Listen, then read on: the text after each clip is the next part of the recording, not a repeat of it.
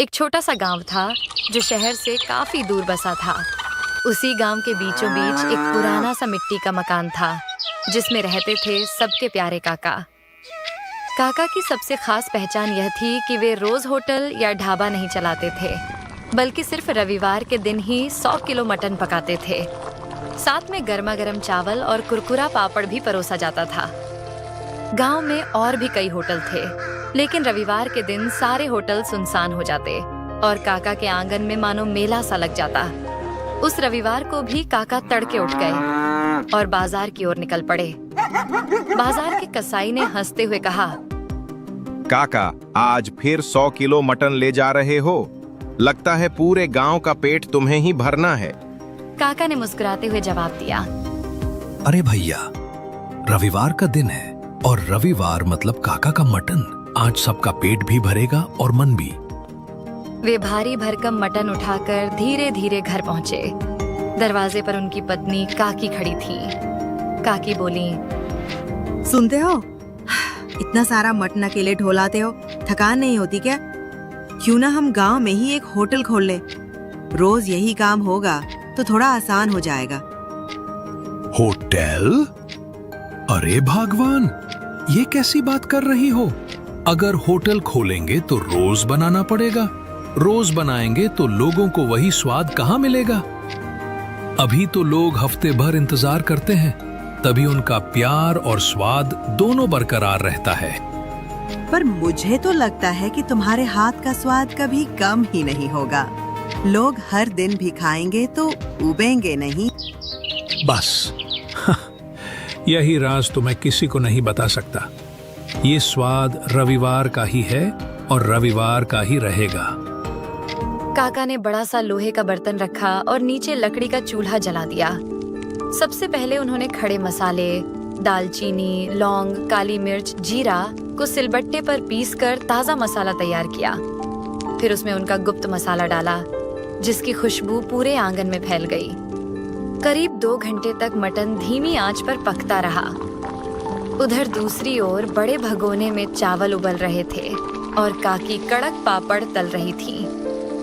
काकी ने हंसते हुए कहा, अरे ये खुशबू तो मोहल्ले के कोने कोने तक पहुंच गई है।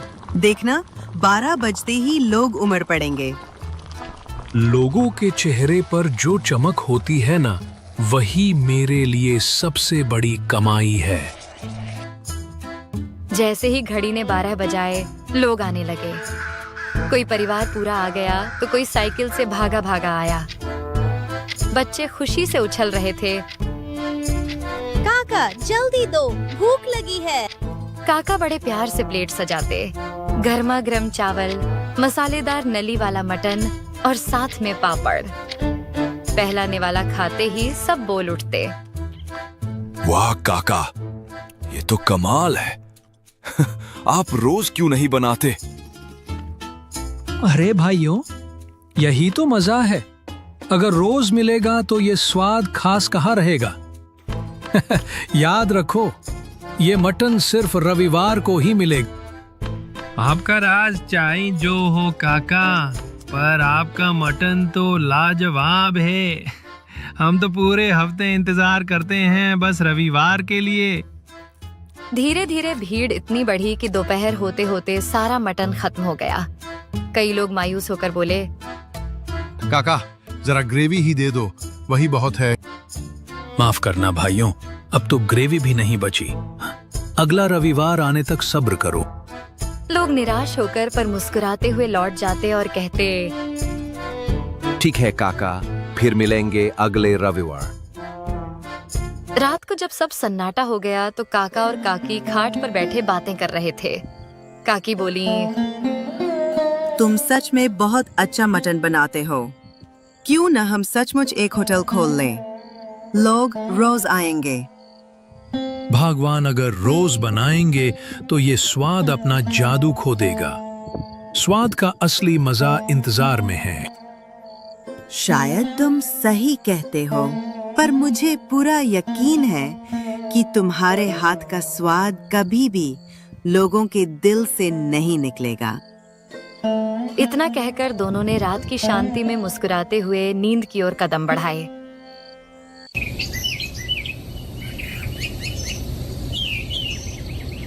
अगले दिन सुबह काका गांव की गलियों में टहलते हुए निकल पड़े।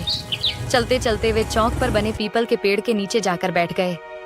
लोग आते जाते काका को प्रणाम करते, पर काका अपनी मुस्कान के साथ सबको आशीर्वाद देते रहते। इतने में एक नौजवान उनके पास आया और बोला, काका, आप यहाँ अकेले बैठे हो? अगर समय हो तो मेरे साथ चलो। मेरा एक छोटा सा ठेला है जहाँ मैं चिकन करी बनाता हूँ। चाहता हूँ कि आप मेरे चिकन का स्वाद लेकर बताओ उसमें क्या कमी है। अरे भैया, ये तो और भी अच्छा है। यहाँ यूं ही बैठने से तो अच्छा है तुम्हारा चिकन चख लिया जाए। चलो दिखाओ अपना हुनर। दोनों उसके ठेले पर पहुंचे। लड़के ने जल्दी जल्दी गर्मागर्म चिकन करी और चावल की प्लेट सजाई और काका के सामने रख दी। काका ने पहला निवाला लिया, कुछ देर चबाया और फिर बोले, देख बेटा, तुम्हारा चिकन ठीक है, पर इसमें जान नहीं है। लड़का हैरानी से बोला, जान नहीं है काका, मैं तो ताजा मसाले डालता हूँ। बात मसालों की नहीं है, तुम चिकन को मैरिनेट करते हो क्या? नहीं काका, मैं तो सीधे पका देता। यही तो कमी है। अगर चिकन में स्वाद लाना है तो पहले उसे 30 मिनट नींबू, अदरक लहसुन का पेस्ट और थोड़ा गरम मसाला लगाकर मैरिनेट करो। जब वो मसाले में घुल मिल जाएगा तभी असली स्वाद आएगा। फिर पकाना, देखना लोग बार बार मांगेंगे। धन्यवाद काका, कल से मैं जरूर ऐसा ही करूंगा। काका हंसते हुए वहां से आगे बढ़ गए। थोड़ी दूर जाकर वे अपने पुराने मित्र रामलाल के घर पहुंचे। रामलाल बरामदे में खाट पर बैठे थे। काका मजाक में बोले, अरे भाई, तुम तो दिन ब दिन बूढ़े होते जा रहे हो। हाँ यार, बूढ़ा तो हो ही रहा हूँ। लेकिन तू बताओ, तू इतना जवान कैसे दिखता है? कहीं कोई राज तो नहीं छुपा रखा? काका ने ठाका लगाते हुए कहा, राज है तो सही, पर बता दूं तो तू भी जवान हो जाएगा। फिर गांव वाले हम दोनों को देख हैरान रह जाएंगे। दोनों जोर जोर से हंसने लगे। काका ने प्यार से कहा, देख भाई, कभी रविवार को घर आ जाया कर, तुझे अपना बेहतरीन मटन खिलाऊंगा। हाँ यार, मैंने भी बहुत तारीफ सुनी है तुम्हारे मटन की। एक दिन जरूर आऊंगा। थोड़ी देर बातें करके काका विदा लेकर अपने घर लौट गए।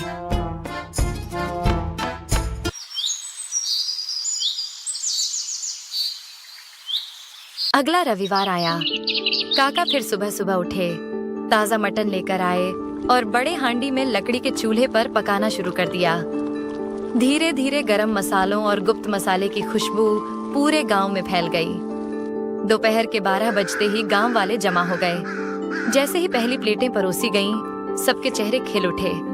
एक आदमी छकते ही बोला, अरे काका, आज तो प्लेट में मटन के पीस ज्यादा दिख रहे हैं। दूसरा हंसते हुए बोला, हाँ काका, मुझे तो 2-2 नली वाले टुकड़े मिल गए। काका ने मुस्कुराते हुए कहा, अरे भाइयों, आज मैंने जानबूझकर सबको थोड़ा ज्यादा दिया है। लोग हैरान होकर बोले, पर काका, आज ऐसा क्या खास है? काका ने मुस्कुराते हुए कहा, आज की ही तारीख को मैंने पहली बार रविवार का मटन बनाना शुरू किया था, तो समझ लो ये हमारी सालगिरह है। उसी खुशी में आज सबको दुगना मटन मिलेगा। गांव वाले खुशी से झूम उठे और खाने में डूब गए। थोड़ी देर में वे लोग भी आ पहुंचे जो पिछले रविवार को रह गए थे। काका ने उन्हें भी प्लेटें सजाकर दी। वे चाव से खाने लगे और बोले, वाह काका, इंतजार तो बहुत लंबा था, पर आज तो 2 गुना स्वाद मिला। भीड़ में एक नया चेहरा भी था। साफ कपड़े पहने, थोड़ा शहरनुमा अंदाज वाला आदमी। उसने काका की थाली खाई और फिर धीरे से बोला, काका, अगर आप मुझे ये रेसिपी बता दो तो मैं आपको जितना कहो उतने पैसे देने को तैयार हूँ। काका ने भौहें चढ़ाते हुए पूछा, अरे भाई, तुम कौन हो? आज पहली बार देख रहा हूँ। मैं शहर में बड़ा होटल चलाता हूँ। तुम्हारे मटन की चर्चा सुनी थी, इसलिए यहाँ चला आया। अगर ये रेसिपी मिल जाए तो मेरे होटल का धंधा दुगना हो जाएगा। काका शांत होकर बोले, मान लो कि मैं तुम्हें ये बता भी दूं तो भी तुम्हें वही स्वाद नहीं मिलेगा। वो हैरान होकर बोला, क्यों काका? स्वाद तो रेसिपी से आता है। नहीं भाई, स्वाद सिर्फ मसालों से नहीं आता। ये मटन धीमी आंच पर चूल्हे में पकता है घंटों तक। तुम्हारे होटल में तो गैस का चूल्हा होगा, वहीं से फर्क पड़ जाएगा। वो आदमी जिद पर अड़ गया। फिर भी बता दो काका, मैं तुम्हें खूब पैसे दूंगा। पैसों से स्वाद नहीं बिकता। अगर कभी मुझे अपना राज बताना होगा तो मैं अपने गांव वालों को बताऊंगा, तुम्हें नहीं। ये सुनते ही वो शहर वाला गुस्से में बड़बड़ाता हुआ वहां से चला गया। वाह काका, आप तो सच में गांव की शान हो। बस भाइयों, यही प्यार ही मेरी असली कमाई है।